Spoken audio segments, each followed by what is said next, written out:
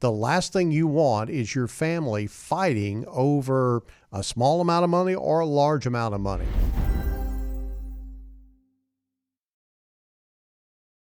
We have just a few minutes left. I want to squeeze in one more question before we leave you. Jonah from Little Rock. I read recently that seniors are getting scammed at alarming rates. What do you do to protect clients' money and information? No question about it, Jonah. I looked up a little FTC data for you here. In 2001, there were 325,000 reports of fraud from seniors.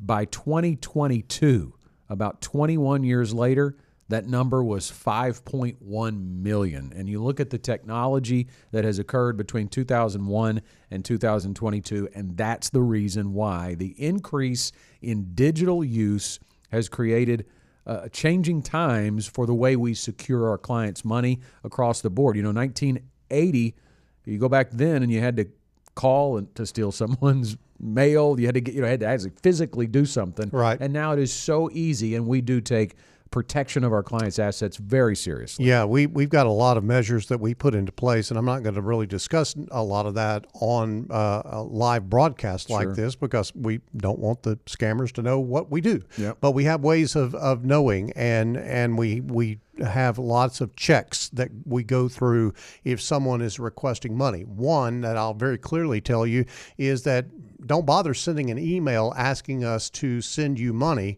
because we're going to call you. We're going to talk with you about that. That's just not something that we do. So there are many things like that that are in play, and I think that's very important to know. I think that there's also this issue of trusted contact because how the folks are getting scammed oftentimes is that there may be some cognitive impairment on the part of the client, and that all of a sudden they're in a situation where they're asking for money and it doesn't sound right or whatever the case may be. And so there is always a trusted contact that we ask for when we're setting up accounts for a client. And if we feel like something is not quite right, we're going to reach out to that trusted contact to be sure that everybody's on the same page about any distribution that might be coming out of your account that's not a normal, regular distribution. When I think about security like that too, John, is that we are very client-facing and we are all about the relationships with our clients.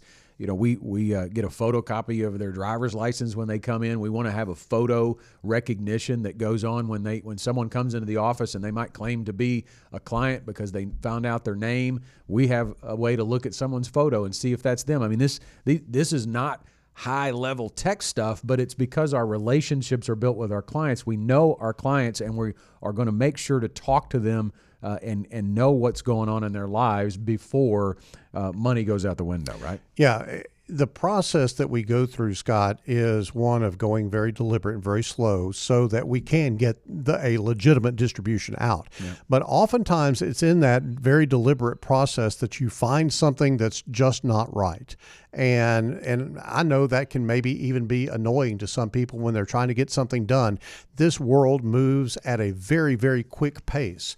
But what we don't want to do is get so used to running with a quickness that we make a mistake or we allow something to happen that should not happen. And there are a lot of checks in place, not only here at GenWealth, but with where the funds are custodied through our broker-dealer, LPL Financial.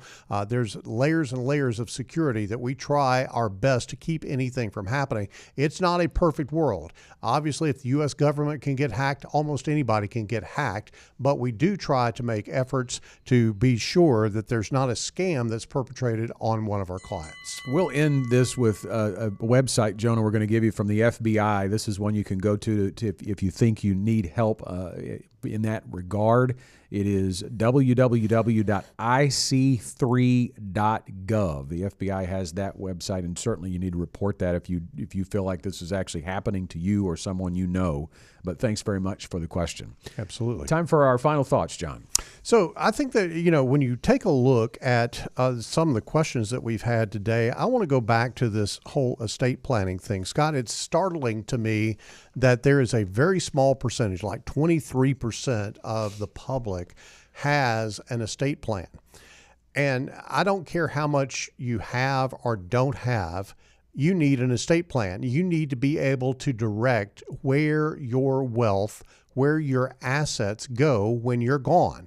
The last thing you want is your family fighting over a small amount of money or a large amount of money. If you basically make your wishes known, it's documented on paper, it's signed, it's notarized, it's witnessed, then your family knows, okay, this was mom or dad's, wishes for this. It's very clear. It's very in black and white. Estate planning is something that I think is very, very important for folks to really latch onto.